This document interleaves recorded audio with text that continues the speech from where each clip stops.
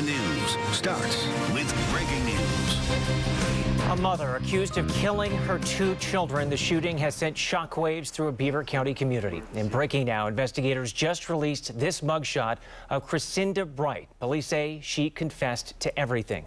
One of the victims was a student at Ambridge High School, the second just 22 years old. And since we broke this story yesterday evening during our evening newscast, a lot of new information has come out.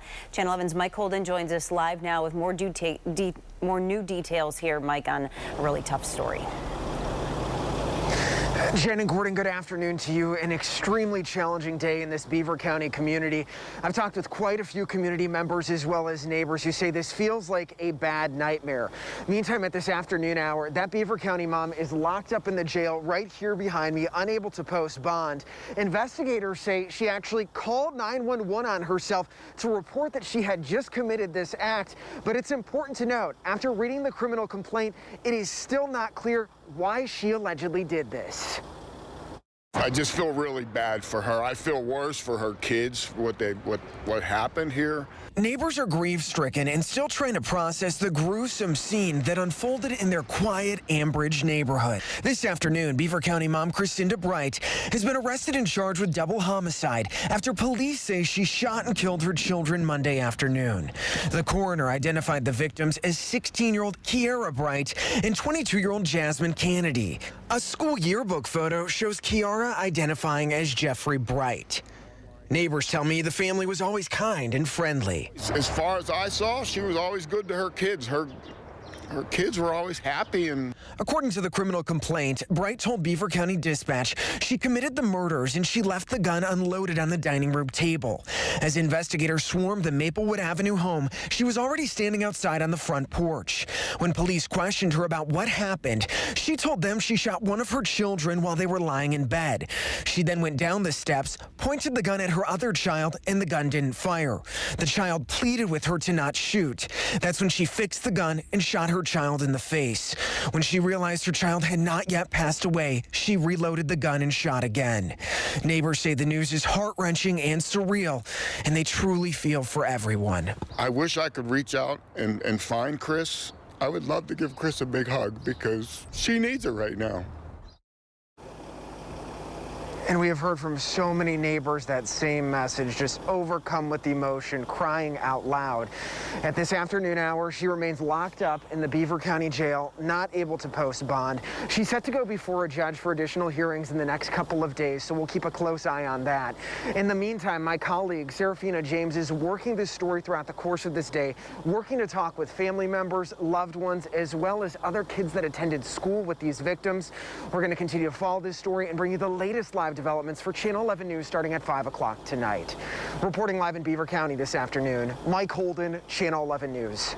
Mike, thank you so much. It is really hard to find the words after hearing a lot of that information, but we certainly are thinking of those 2 children this afternoon. Yeah, just hard to wrap your head around this, and still so many questions about why this had to happen. We'll have much more on this story coming up tonight at 5 on Channel 11. Turning now to COVID-19 and an update from the Allegheny County Health Department. Health officials are reporting 274 new cases since yesterday, and they have learned of 1 additional death. We're also learning more about vaccine shipments and shortages. Rite Aid pharmacies got a shipment of COVID-19 vaccines, and they opened up some appointments for this week. Also, a shipment of 7,000 doses of vaccines will help with supply problems at Allegheny County clinics. People who got their first doses at the Monroeville Clinic at the end of last month are due for their second doses this week. About a third of the county's new shipment will go towards second doses. Those affected will get an email containing a link to register. There are no plans to schedule first dose vaccine appointments past today at the 2 Allegheny County clinics until more vaccines are shipped. The Butler Health System is moving all of yesterday's canceled vaccine appointments to tomorrow. The times will be shared, the times, I should say, will be the same, and those people will receive an email. The health system had to cancel all of the Monday's appointments because it didn't have enough shots. If you've been near any federal buildings today, you might have noticed that flags are at half staff. The president issued the order yesterday to remember the 500,000 people who have died because of the coronavirus. And this comes as there's an urgent push to get more vaccines out after a lot of delays because of the weather last week across the whole country. NBC's Gabe Gutierrez is in Brooklyn this afternoon, which was once the epicenter of the pandemic, but is now offering some new signs of hope. A moment of silence, heard loudly. As he paused to acknowledge the more than 500,000 Americans taken by COVID-19, President Biden is warning the fight against the virus is far from over. Let this not be a story of how far we fell, but of how far we climbed back up. We can do this. On the vaccine front, officials say by midweek, the country will have caught up to the 6 million doses delayed because of winter weather. But some super sites like San Diego's Petco Park, nowhere near the storm, are still shut down because of no supply. Governors across the country are frustrated. We just need that supply from the federal government. As more and more Americans line up for their shot, new hope that a return to normal is near. At the forefront, getting America's kids back into the classroom. A new CDC study warns that teachers and staff may play a central role in transmitting the virus in the schools where social distancing and mask rules aren't followed. And as for the emerging variants, the FDA says modified versions of already authorized vaccines made to fight new strains may be approved without needing a long clinical trial. The steady progress against the virus leading to signs of life at Brooklyn's Barclays Center, one of several New York City venues opening up this week, nearly a year after shutting down. How much of a game changer is this? It's huge. Nets CEO John Evamondi tells us only 300 fans will be allowed in tonight as a test run, all required to wear masks, socially distance, and have taken a COVID PCR test less than 72 hours beforehand. Then, after a temperature screening and a rapid test, a green light to enter. It's a massive building, and we're used to having close to 20,000 people in here, so we're going to have a lot less than that, but I think it's the first step, and we're really excited about it. And a key part of reopening will be ventilation. The Nets CEO says that this arena can turn over the air inside of it several times every hour. Gabe Gutierrez, NBC News, New York. We are waiting to see if the state Senate will consider a bill that would allow the National Guard to get heavily involved in the vaccine rollout. It would give the Guard authority to set up and operate mass clinics. Republican Senator Cameron Bartolotta says that using the military makes sense because they live and breathe logistics and smooth operations. The state National Guard has already played a big role in the pandemic, from food distribution to helping nursing homes dealing with outbreaks. Checking in with the weather this afternoon. The rain and snow, both of them have moved out. But boy, Danielle, it is windy out there this afternoon. Yeah, it is, Jen. And the rain and snow, as you mentioned, is gone out of the area as we look at our storm tracker Doppler 11 radar. Live look over the city. It's 42 degrees and you can see dry conditions right now. Wind chill, though, is 35 because the wind is strong. As Jen mentioned, 15 miles per hour. It's gusting to 23 in the city, 25 mile per hour wind gusts in Indiana right now, and 24 in Washington. For this afternoon, if you're out walking your dog, you're going to need a jacket because it'll feel colder with the wind. But the air temperature is climbing into the low to middle 40s this afternoon across our region. And if we're lucky, we'll get a few breaks in the clouds as we head into late day. Some of the model data has been suggesting that. I do expect the wind to calm down eventually today. I'll walk you through our hour-by-hour wind forecast, show you when. Plus, I'm still tracking the temperature forecast for the day tomorrow and when we'll reach highs in the 50s. Pittsburgh Public Schools announced its plan to get kids back into the classroom. Channel 11's Alyssa Raymond found out why not all students will return at the same time. Pittsburgh Public Schools announced a new date, April 6th, but this new targeted date to return to in-person learning isn't for all students. PPS created new student support categories. The categories are mostly based on how students are doing with remote learning. Pre-K and kindergarten students are in the first category of students to go back to a mix of in-person instruction and remote learning. So are students with the greatest needs and most difficulties with remote learning.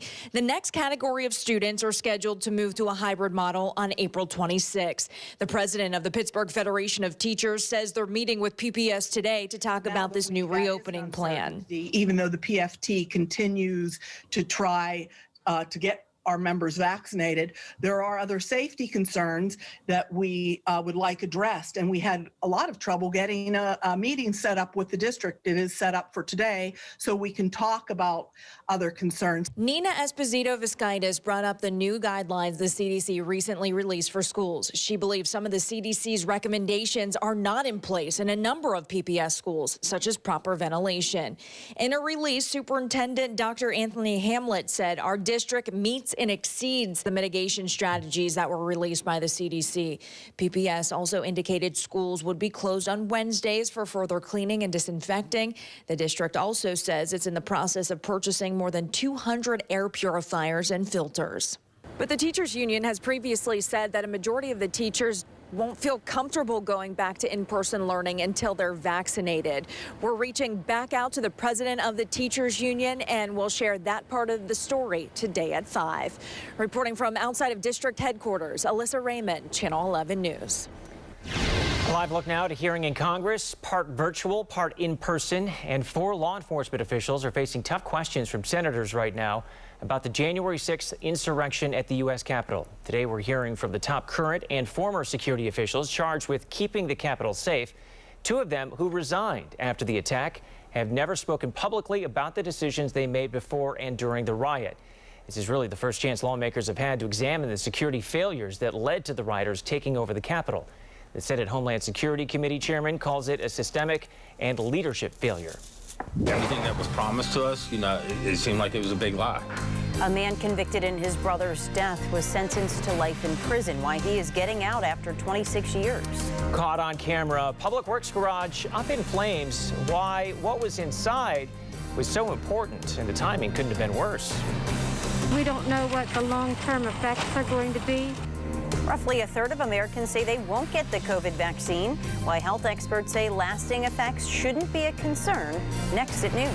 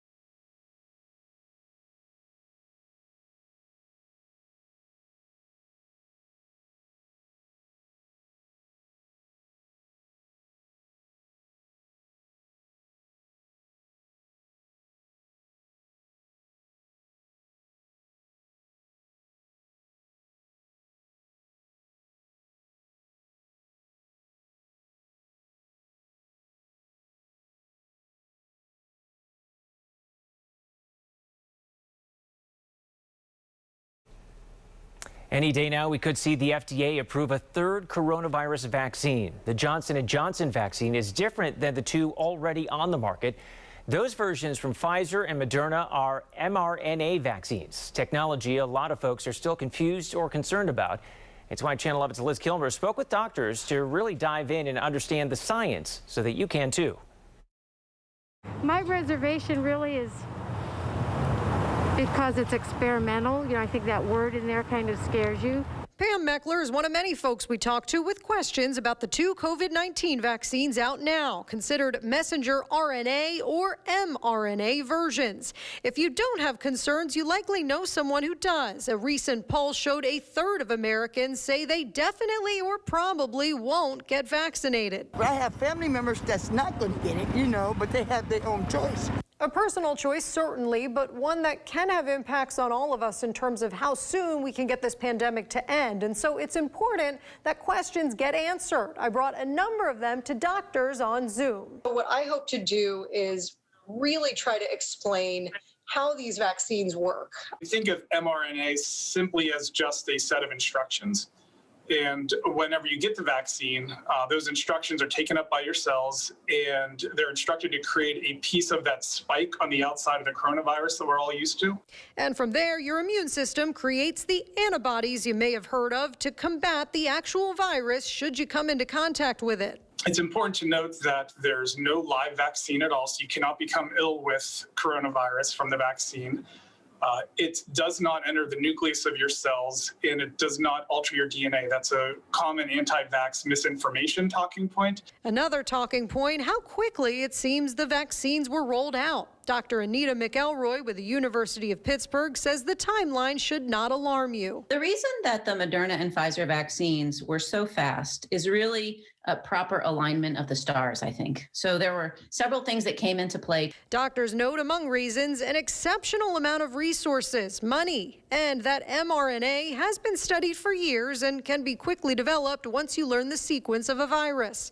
Also, a lot of people volunteered for trials. No shortcuts were taken with development, so all the normal phases of clinical trials were completed. All the rigorous safety assessments by the FDA was completed.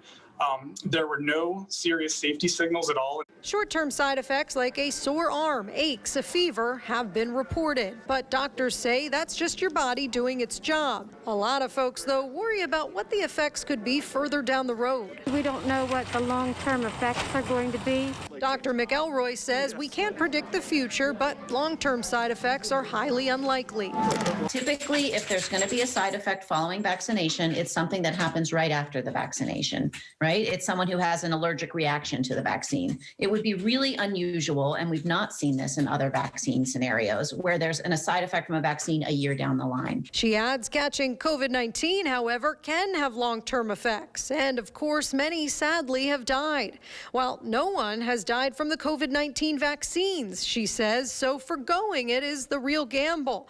While Pam has questions, like a lot of people, she has still looked for an appointment to get a shot. When it happens, I will probably get it. Liz Kilmer, Channel 11 News. As more and more people get vaccinated, so do questions about when it will be safe to return to certain activities and when things will feel normal again. We'll hear from an infectious disease doctor coming up at our next half hour. We're probably talking hundreds of thousands of dollars, or perhaps over $1 million. Boy, that is a big loss for a township in Butler County. A fire destroyed the Clinton Public Works garage. It stored almost all of their snow equipment.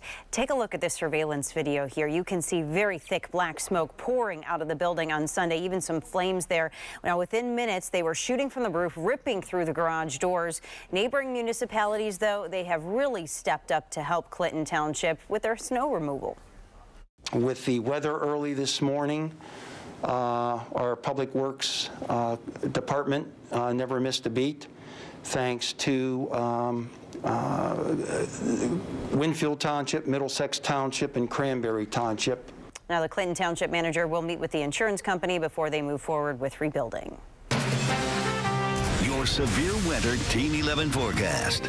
Taking a look at our visible satellite and the clouds that are moving across the area right now. Some of the data has been showing that we could get a few cloud breaks throughout the day today, especially by this evening as we begin to clear out the sky. More on that in just a second. Look at the numbers right now. It's 42 in Pittsburgh and in Washington. Greensburg and Indiana, you're at 39, colder at the higher elevations of the ridges. And you can see here our wind forecast throughout the afternoon. We're looking at sustained winds that could be as high as 20 miles per hour. You see the legend there with the yellow shaded color. And we will begin to see the winds come down as we head into tonight. So overnight tonight, winds will be right around 5 to 10 miles per hour. This is a snapshot into tomorrow morning at 4:30. So not too bad, but the winds will increase gradually as the morning wears on. And by the afternoon, if we haven't already seen winds up around 15, we'll be dealing with winds 15 to 20 miles per hour sustained with those higher gusts up around 30 miles per hour for the day on Wednesday. So windy today and windy tomorrow. Hey, I wanted to show you something cool. Don't often show this map to you, but this is our water vapor imagery. So we're looking at upper levels of the atmosphere. And basically, here's the legend where you see that orange shaded color. That's some drier air. Look at that coming into the picture. So as this drier air continues to move in, it's been pushing that rain and snow out of the area. And this could be what allows some of the sky to clear out here tonight. Partly cloudy overnight tonight, a south wind at 5 to 10 miles per hour. Temperature wise, it'll be another chilly night tonight, but not too bad.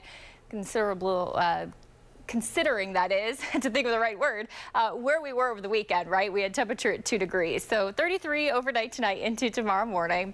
Tomorrow afternoon, look at that number. That's going to feel nice. 50 degrees by the noon hour. And we will have a mix of sun and clouds until we get closer to the late afternoon hours. We do have a cold front coming in, so that's going to increase the clouds, and it's also going to give us a shot at some rain. Model data here at 5 o'clock shows maybe some rain, cooled air, or at least cooling because of the cloud cover there. However, you can see most of your day is going to be dry. Here's a look at 8 a.m. Dry conditions. It'll be dry for your morning commute. And then here come a few of those showers from the north as this cold front works its way in. This is a snapshot at 4:30 in the afternoon.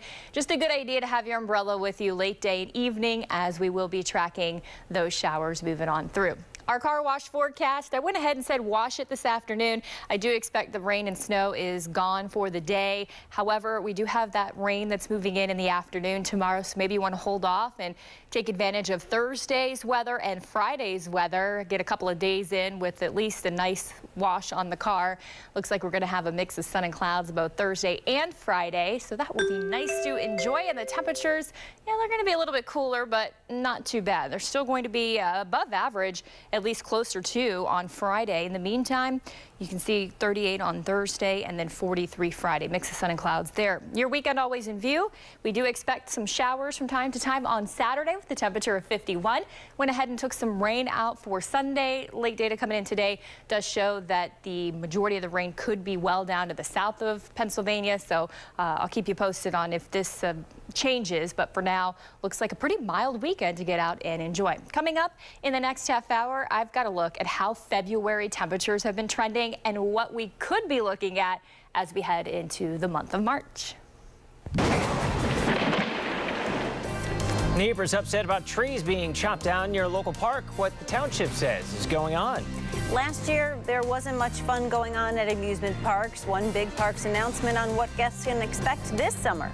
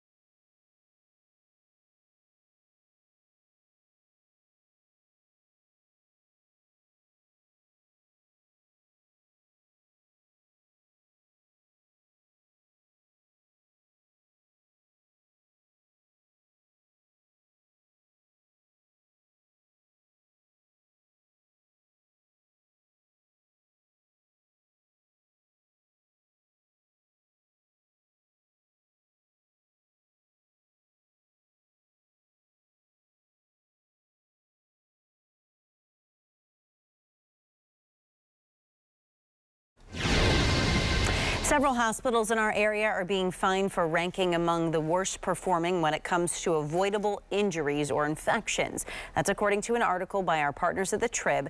So the program within the Centers for Medicare and Medicaid gives hospitals incentives for improving safety. They look at things like post-surgery hip fractures and pressure sores. And the Western PA hospitals that are on this list that the Trib published: UPMC Presbyterian Shadyside, UPMC East, that's in Monroeville, and Excella Frick Hospital in Mount Pleasant. Now, UPMC told the newspaper that the rating system is unfair because the hospital system takes the sickest of the sick, and that's why they're often penalized. Leaders at Pitt are set to unveil the university's new institutional master plan to the Planning Commission today. According to the Pittsburgh Business Times, the 10-year plan includes a mix of new construction and redevelopments for housing, academic buildings, and athletic facilities. It will also add 1,000 beds for student housing. Looks like you'll soon be able to visit some amusement parks. Six Flags plans to open all 26 of its parks. The company says it's working with health experts to develop a safe reopening plan, and that includes a limit on the number of guests, mask requirements, social distancing, and temperature checks. Meanwhile, Kennywood says it plans to reopen in the spring. According to a tentative calendar on its website, opening day is May 8th. The parks will still be far from normal with COVID restrictions still in place, but what happens as more people get vaccinated? We're finding out when it will be safe to return to certain activities. I have no sympathy for him. A convicted killer is getting out of prison after 26 years. We are talking with the victim's family about the man's second chance.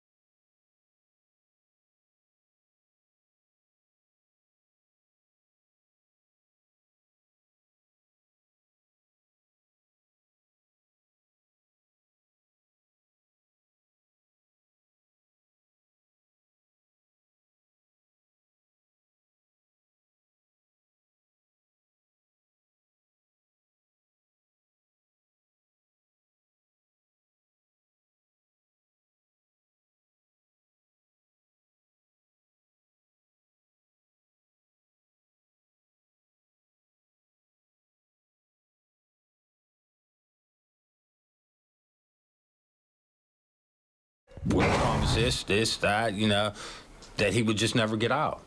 And I mean, quite frankly, I have no sympathy for him. As you can hear from this gentleman, this family is very angry after learning that the man who killed their loved one was just released from prison. Eric Eisen spent 26 years behind bars after he admitted to killing Daniel Bustetto in a botched robbery in 1993. Now, Governor Tom Wolf recently granted clemency to Eisen and 12 other prisoners, but Bustetto's family tells Channel 11's Aaron Martin they don't believe that Eisen deserves a second chance. This is the road in North Fayette Township where Daniel Bustetto's life came to an end 28 years ago. 2 men were charged in his death and both sentenced to life in prison. However, one of those men is no longer behind bars, and Bustetto's family isn't happy about it. Not saying that, Danny was, was a saint, but did he deserve to die?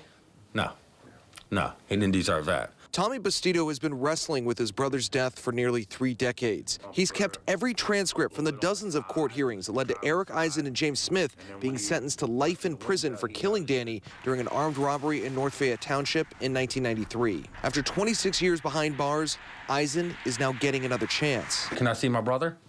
Can my family see their brother? Can my dad see his son? No, never. We got to go up there and look at a black tombstone. It's not right. The system's not right. It didn't work for us. Earlier this month, Governor Tom Wolf signed commutations for 13 offenders serving life in prison, including Eric Eisen.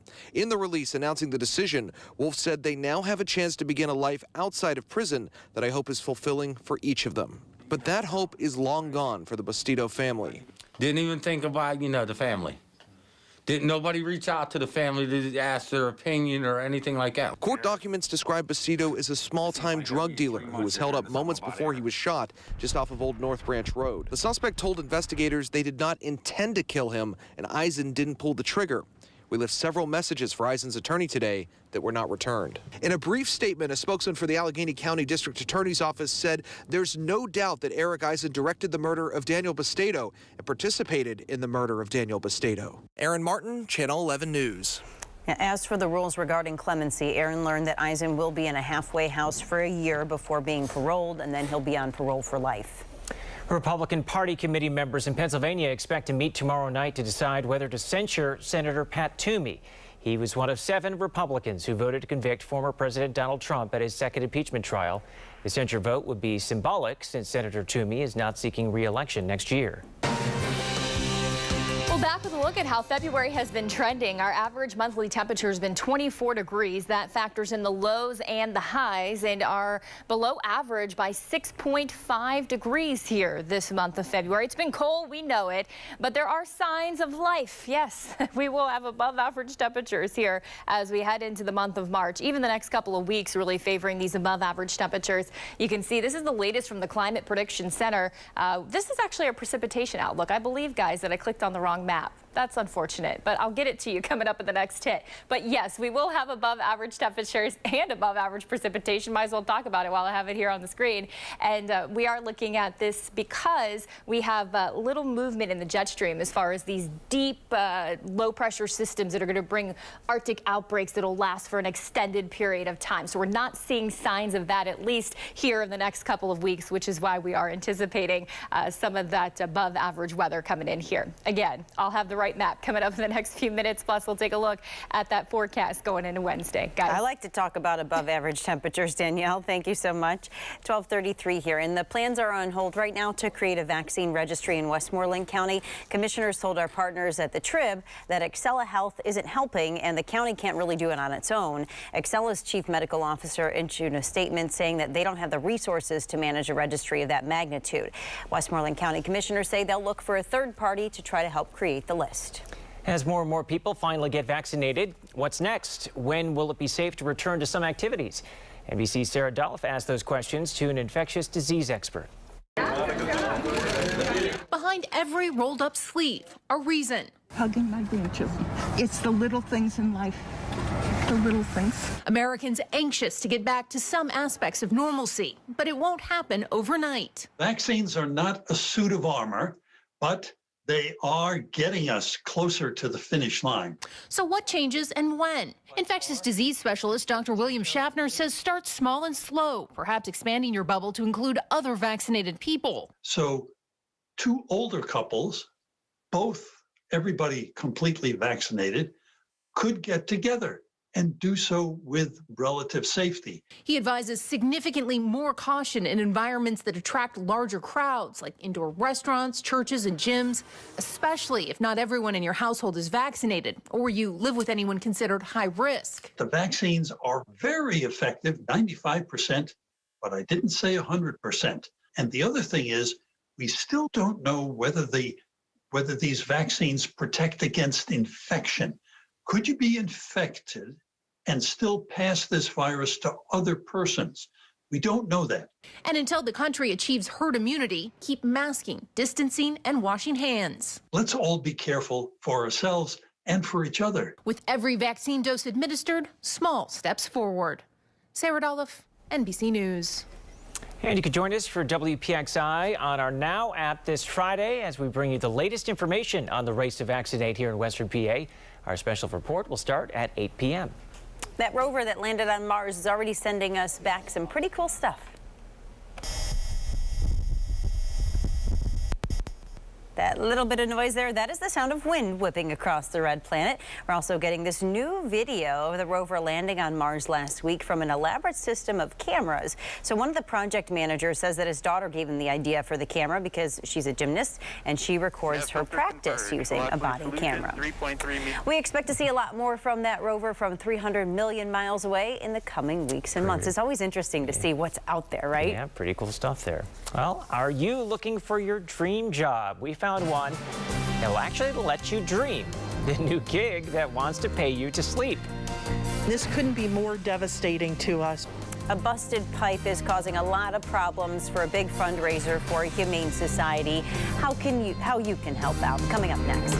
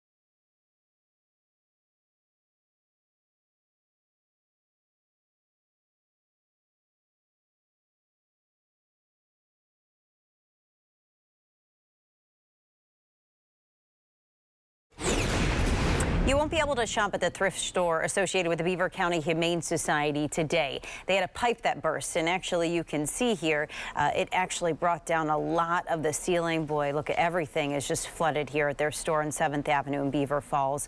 A lot of things like books and household items were just ruined. This couldn't be more devastating to us because this generates a lot of money for our shelter, and it plays a very important role in a community, seeing as we're located in Beaver Falls. Last week, we just told you that they were looking for some food to fill their cat cupboard, so it certainly is a tough time for the Beaver County Humane Society. So if you want to help them out, we do have a link for you on WPXI.com. If you want to know what the next generation of public transit looks like, this might be your chance. The Port Authority is holding a meeting on Thursday to discuss plans, including the expansion of the rapid transit network and the creation of transportation hubs. Those meetings are scheduled for 10 a.m. and 5 p.m. They'll be held virtually. You can register on the Port Authority's website. Well, we have temperatures that are in the 40s right now, dry conditions. I'll show you when it warms to the 50s, plus I'm tracking those high winds and when they'll subside. Neighbors upset about trees coming down at a local park. What the township says is going on. Coming up next.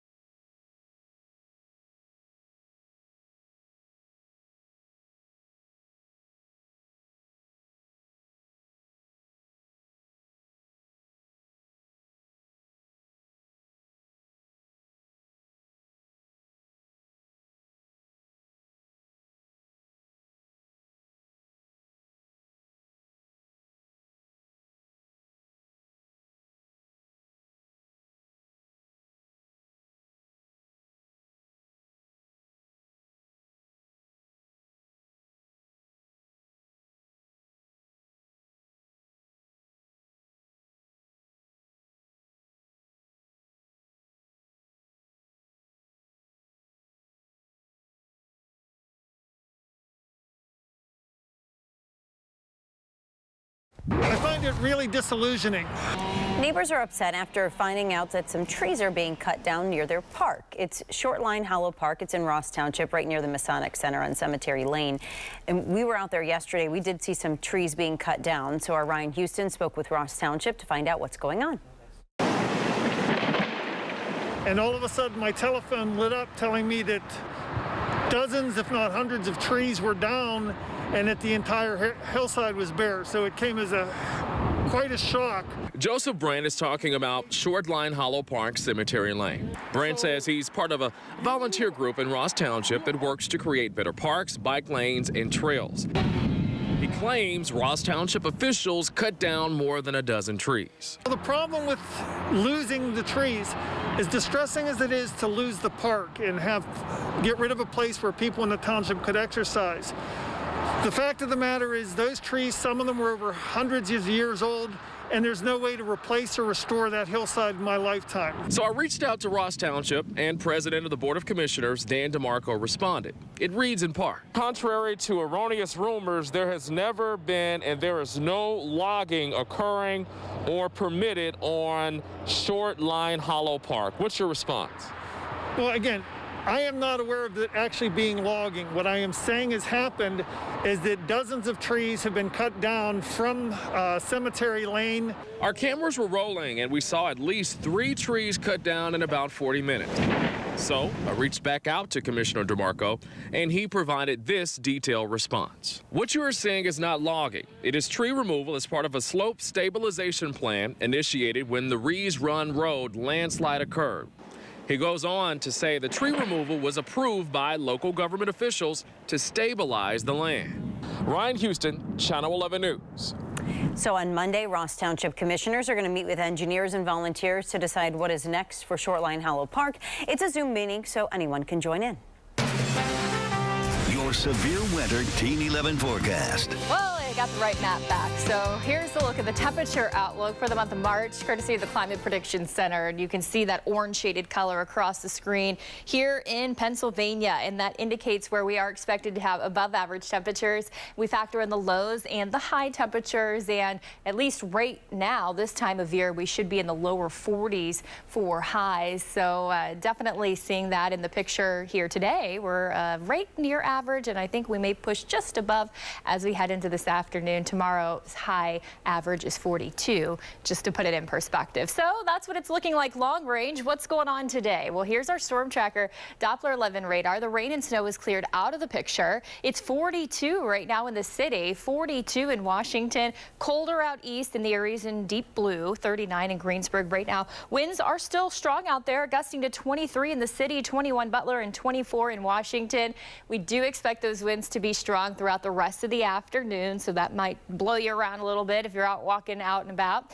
Our winds could be as high as 20. That's the yellow color you see there on the screen, and they could gust up to 30, maybe 35 in the ridges, so we'll keep our eye on it. Winds do lighten up, though, later on this evening and tonight. Here's 9 p.m., 5 to 10 mile per hour winds. Those winds will be light overnight tonight and into your Wednesday morning. So here's 5 a.m., 5 to 10 mile per hour.